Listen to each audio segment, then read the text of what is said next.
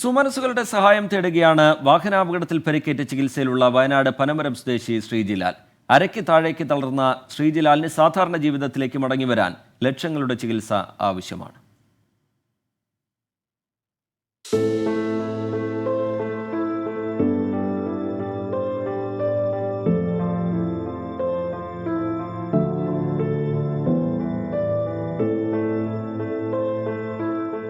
August 20 നടന്ന car അപകടമാണ് ശ്രീജിലാലിന്റെ സ്വപ്നങ്ങൾ തകർത്തത്.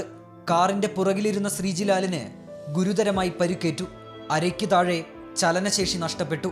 തുടർന്നാണ് കോഴിക്കോട്ടെ ആശുപത്രിയിൽ ചികിത്സ ആരംഭിച്ചത്. അങ്ങനെ ചെസ്റ്റിന് താഴേക്ക് മൊത്തത്തിൽ തളർന്നു പോയിട്ടുണ്ടായിരുന്നു. തൊടുന്നൊന്നും അറിയില്ല, മൊത്തത്തിൽ തളർന്നു പോയിട്ടുണ്ടായിരുന്നു. ഇപ്പോൾ സെൻസേഷനൊക്കെ വരുന്നുണ്ട്, തൊടുന്നൊക്കെ അറിയാൻ പറ്റുന്നുണ്ട്. കാലൊന്നും അനക്കാനായിട്ടില്ല, അനങ്ങുന്നുണ്ട്. പിന്നെ നടു കുറച്ചിട്ടില്ല.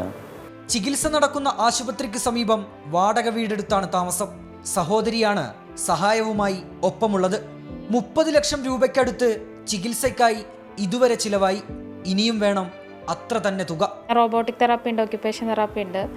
പിന്നെ നമ്മൾ നിൽക്കുക എന്ന് പറഞ്ഞാൽ നമുക്ക് ഹോസ്പിറ്റലിൽ നമുക്ക് നിന്നിട്ടൊരു ചികിത്സ എന്ന് പറയുന്നത്, കാരണം ഡെയിലി 10,000 രൂപ പിന്നെ അവിടെ കൊടുത്തിട്ട് വേണം നമുക്ക് നിൽക്കണമെങ്കിൽ. അപ്പോൾ അത് നമ്മളെ സംബന്ധിച്ച് താങ്ങില്ല. അപ്പോൾ നമ്മളെ സംബന്ധിച്ച് നല്ലൊരു എമൗണ്ട് വേണം. നമുക്കൊരു മാസം ഏകദേശം നല്ലൊരു പൈസ തന്നെ നമുക്ക് ചിലവിനായിട്ട് വരും.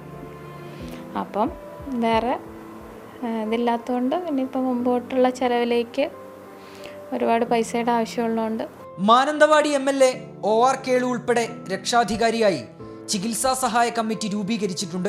സുമനസുകളുടെ സഹായം പ്രതീക്ഷിക്കുകയാണ് ഈ കുടുംബം. 24 കോഴിക്കോട്.